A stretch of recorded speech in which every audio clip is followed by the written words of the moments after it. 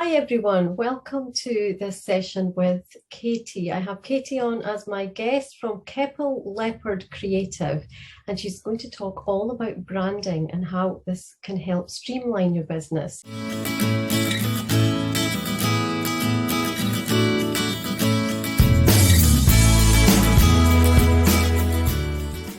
So welcome, Katie. Thank you so much for being here. I'd love you to introduce yourself and tell us who you are and what you do. I am Katie and I am the founder of Keppel Leopard Creative. It is a branding agency helping female entrepreneurs succeed on their own terms. So I help mostly service-based businesses, but I also help a lot of product-based businesses, and I help predominantly female entrepreneurs who are they want to succeed in business. They have no plan B. This is what they're going for. This is it. And they really, really want to make a go of it. And how we help them is we create an identity that they are able to control, that they feel really, really confident about showing and presenting themselves as a professional in the world. Amazing. That's so lovely. Why do you love what you do then? Tell me more. So I absolutely love what I do is because for me as a female business, as a female entrepreneur, I know how difficult it is in the female entrepreneur and as an entrepreneur and being a female. Not only do we have barriers to finances, I think the last stat was only 2% of people ever get funding who are female-led businesses in the UK. We also face a lot of stigma as well, in the fact that we've decided that instead of going for a 9-to-5 job or trying to fit a part-time job around our kids, we've suddenly gone and decided we want to go and work in our own business. So often a lot of my clients and a lot of people that I work with, they've had comments like, when are you going to get a real job? Is it just a hobby? Surely you can't be a boss. All of these kind of things, that's a massive stigma. And when you're trying to run your business and you're trying to show who you are, when you've got all of these things flying at you, it's really, really difficult to sort of find out, this is my identity, this is who I am, this is what I want to stand for. And so that's what I really, really love about my business. So my business very much is looking at the person that's running that business. We believe that the USP is you in your business, and we're making sure that that comes out and that comes across, so that ultimately people can't copy who you are. You're an individual, so there's only one person of you. And we love giving that confidence to people to realize that actually they can just be themselves in business, and they can say what they want and they can talk about things and people will like it. And in that way, they get to succeed in business. Amazing. Yeah, totally resonate with all of what you've said there.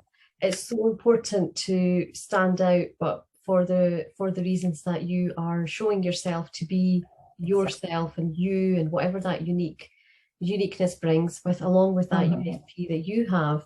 I'm a firm believer that your business is you, and your USP that is in your personal life is the thing that's carrying you through in your business as well.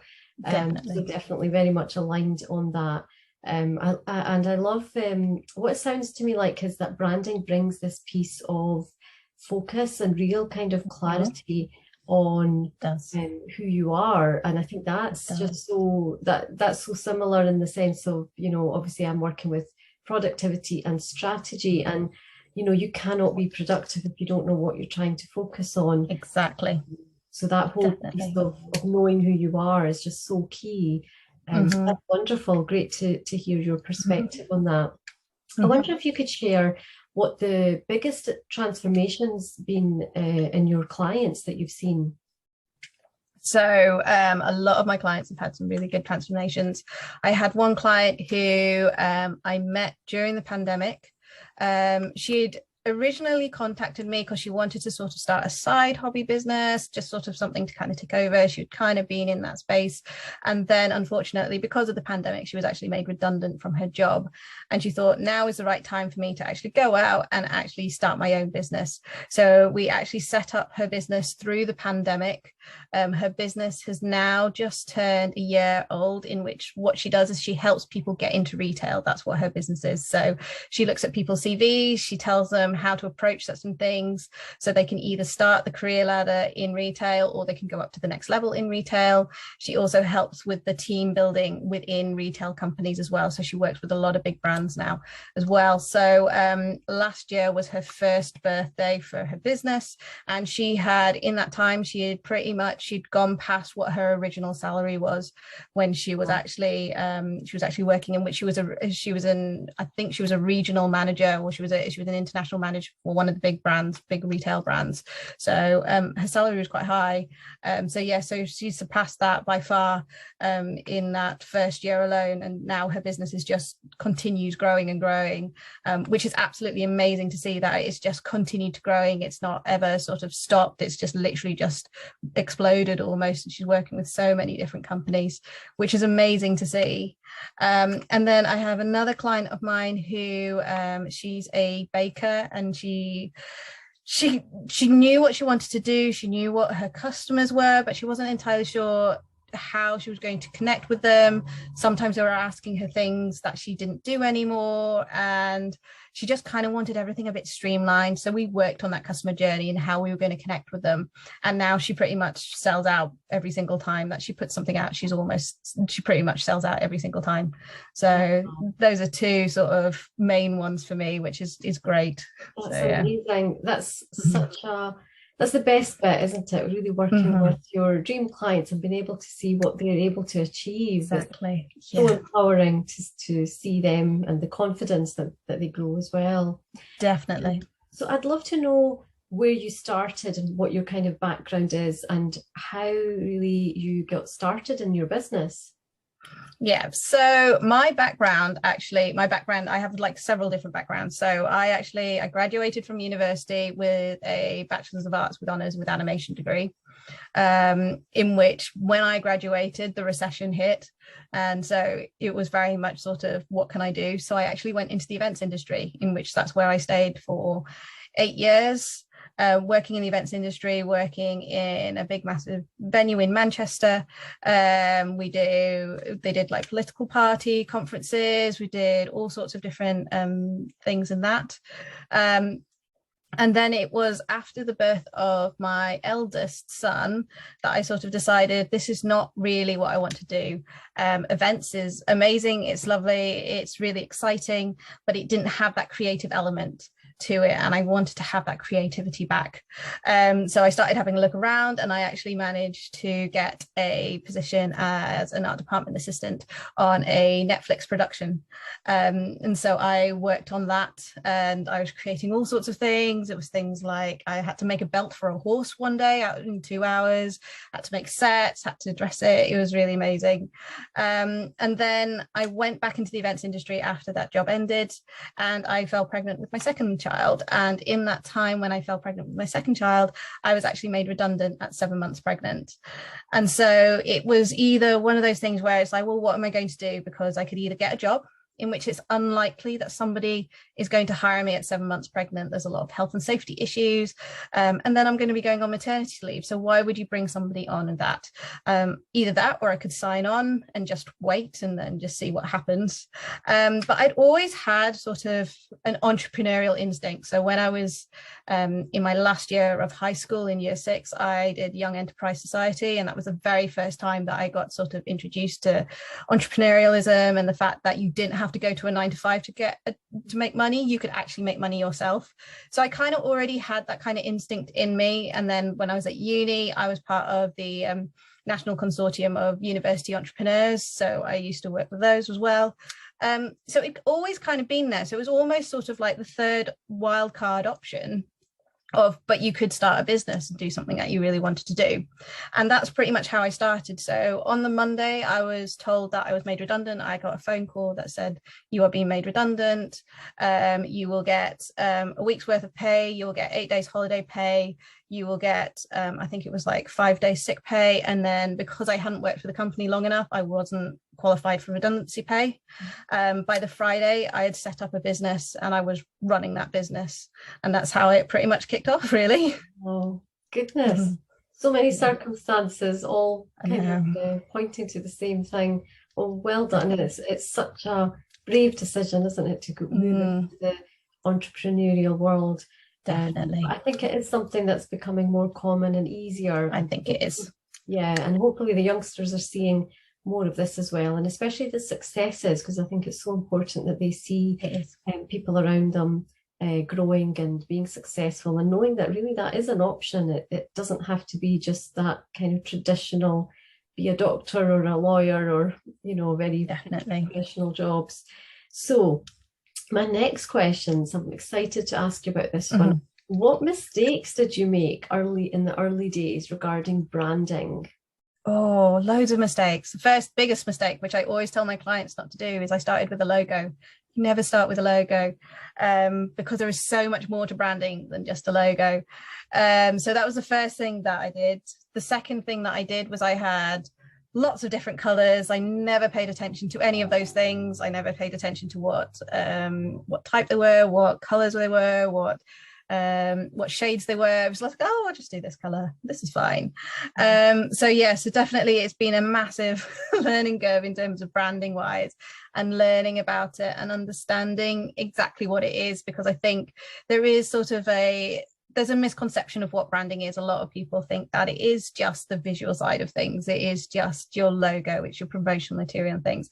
And it is so much more. And when you really dig deep into it, which is what I've done, is literally I've just dug deep and found out about it, is that you realize how it works within your business and how clever it is in your business. And this is the main reason why you've got these big businesses like IKEA, like Coca-Cola, like Adidas. They all use brand in their business, and that's how they've got so big. It's not because of their products, because if you think about it, at the end of the day, Apple sells a mobile phone, Samsung sells a mobile phone. They do the same things. They make phone calls, they make text messages and things. The difference is their brands and what they stand for, and that's what actually sells things, not the actual product itself. So yeah, it's really interesting. I think it can be a misconception as well, thinking that branding is something that those bigger players do, and the smaller businesses or solopreneurs don't actually need to be concerned about that, because that's for the big boys. So you must have a lot of people where, regarding your audience and who you're trying to help, and really trying to help clarify what branding is, because like you said, there's sort of misconceptions there. Definitely. I do come across it, is that a lot of people think that I'm a small business, why would I need to have that? But ultimately, if you're online and you've got a business and you're showing up on socials, you've got a website, you've got a brand, you're just not looking after it. And that's very much something that I tell my clients, is that you've got to look after it, because you need to be in control of that brand, because you don't know what people are going to be saying about you, and so you can kind of influence that. That's what branding does, is it influences that conversation so that people are getting it right. So people aren't saying, oh, I think they do this, and then you have to tell them, like, actually no, this is not the service that I offer. Or the fact that you've got to reiterate over and over again, this is what I do and this is what my business is. It stops that kind of thing happening. It helps you out a lot as well. So yeah, definitely one of those things where small businesses just suddenly think that I don't need it, I really don't need it, it's not something that I need to have. And it's like, well, you do have it, you're just not looking after it. That's it. What a great way to put it. So if you made all those mistakes, presumably at the start of your journey here with the branding business, then tell me what's happened for you when you've actually implemented the changes and done things the right way. So the things that have happened for me is ultimately I can pretty much put anything out on socials which I don't need my logo for. So I have branding colors, and they are very, very clear branding colors and very clear sort of patterns and logos and things. I can pretty much put anything out. People will know who I am, and people will know that it's coming from me because it's put out a certain way. It's certain colors that are associated with me, which is great. It means that I don't have to always be showing up and saying, oh, by the way, this is me, or having to put my logo on everything. People know who it is, which is really, really good. It also, as well, with sort of my logos and things, they're much more clearer. I understand more about the flexibility of logos. So quite often you have multiple logos, you don't just have one, you've got ones that are logo marks, and you've got ones that are the full logo. So having that flexibility as well means that you can put it across multiple different platforms as well. So that's good to know as well, and it's good that that's helped as well. And ultimately for me, knowing about my branding and knowing the entirety of my branding, it's made it 10 times easier for me to do things. So when I'm thinking about what am I going to post, or how am I going to talk about this content, or what am I going to say, my brand dictates exactly what that should be. So it makes it 10 times easier for me to go and create content. It doesn't take me like X amount of hours to do it, or I'm sitting there going, I have nothing to say to people, I don't know what it is. I can very much do that pretty quickly, because I know what my brand stands for. I know what it is, and I know what people like. And it's things like, you've got to think about, when you're thinking about branding, you've got to think about every little like detail. So if you comment on something, does that represent what your brand is thinking about? So it's remembering and like learning all of these different things that kind of sort of filter out. So you don't have to be like spending on social media all the time going, I need to comment on every single comment to make people like me. It's not like that. It helps you sort of streamline everything. So yeah, definitely that's what's helped. Yeah. Great. So have you got maybe 3 tips or strategies that you could share with our viewers, so that you can really help them to streamline their branding and, you know, get back all that time? Because it sounds like by getting clear on this, it can really save a lot of energy and time and effort. That's what we're all about here. You know, we want to be intentional. So how can branding do this for us? Share us. Okay. So the first and foremost thing that I always tell my clients, and I tell everybody that says, if you want to do your branding properly, you have to start with your strategy. You don't start with the design side. As much as I love doing the design side, and as much as everybody else likes doing it, you have to start with the strategy, which is always the really tough, nitty gritty, I need to think this through stuff. It takes a while, but it basically tells you everything that you need to know about that brand. And what you're doing is you're creating a persona for your business. So it's telling you what kind of personality that business has. It's telling you who you are, where you've come from, what values you have. So you always start with your strategy, because your strategy dictates what your design is going to look like.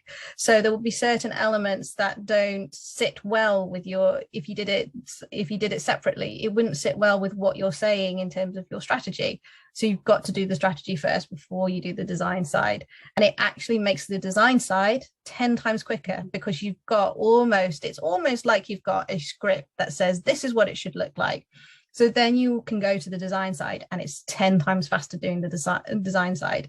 And even if you decided, you know what, I don't have those skills to be a designer, I want to hire out it to a designer, it makes it faster for them to do it as well, because they understand where that brand is coming from. They will understand and recognize what they need to do with that brand.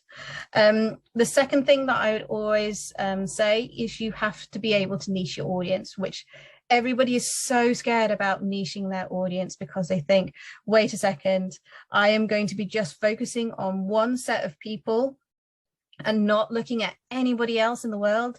And it does go against what you're thinking. It's sort of, surely to get my product or service out there, I need to talk to everybody. I need to tell everybody about it. Why am I just now focusing on this little tiny group? And the reason why we niche, and the reason why marketeers talk about it, salespeople talk about it, branding people talk about it, is because you can create content that is specifically for that audience. And when you create that content that's specific for that audience, you can create that really good connection with them. And what actually happens when you niche on your audience is those people will go and tell people that might not be within that audience. They might not have seen any of your stuff, but then they've got that social connection of saying, hey, you know what, this person, they're really, really good at what they're doing. Why don't you go and check them out? So actually, by niching your audience, you're actually increasing your reach of people that you can get out with that audience. So that was the second thing that I would say. And then the third thing that I would give as an example for your logo. So lots of people do have logos. We normally all start with it. As you've heard, I started with my logo and went, yeah, I need a logo. The one thing that I would always do with your logo is change it to black and white. So always design it in black and white. And the reason for this is because you want to ensure that that logo is recognizable without the color. So you're not relying on that color being the thing that makes it recognizable. So you always design it in black and white so that you can ensure that regardless of what color it's going to be, people can still recognize that that's your logo, that's your business. So yeah. Oh, I love that last one. Goodness, who you would never think about doing that, black and white, but I can see exactly why that makes a difference, because you're really trying to be unique and standing out. Exactly. And being able to show that in black and white means you've succeeded, isn't it? Exactly. Definitely. Those were great tips. Thank you so much for sharing that. That's really, really good to hear, and I think it's going to be very helpful. So tell me more about how people can work with you, what kind of things what do you offer, and really how they can connect with you. Yeah, so I usually do one-to-one services in which I am just setting up some new offers. So there's going to be 3 different tiered services. So depending on where you are in your business journey, you can go on either of these offers. And so they're one-to-one services. I also have focus calls. So if you just want to chat to somebody who knows about branding and just kind of go, I want to do this, and have like a good chat about it, I offer focus calls, and then 90 minutes long, so that we have a really good conversation about them as well. And I also have free stuff as well. So I have, on a monthly basis, I have a brand booster session, which literally you can jump on. It's free to attend. You don't need to be part of anything. You literally can jump on, you can have a chat, you can talk about how your business is going. We did one last month, which you were part of, Minaz, and it was just a really nice sort of conversation basically that we had about our businesses. We did talk about branding a little bit, but we also talked about what was happening with the businesses. And I think sometimes it's really nice to know that other people are sort of sharing the same things as you, and they're struggling with the same things and having the same challenges, and having a group that's sort of talking about them and seeing like, well, what can we do about it, is really nice. And I also offer 45-minute complimentary calls. So if you just wanted to find out about services, there is no sort of sell or anything. You literally just was like, you know what, I don't know what you do, just tell me what you want to do. I have those calls as well. You can completely free. You don't have to buy anything. It's just a chat really. And I have lots of other sort of free things with like free content and things. There's all sorts.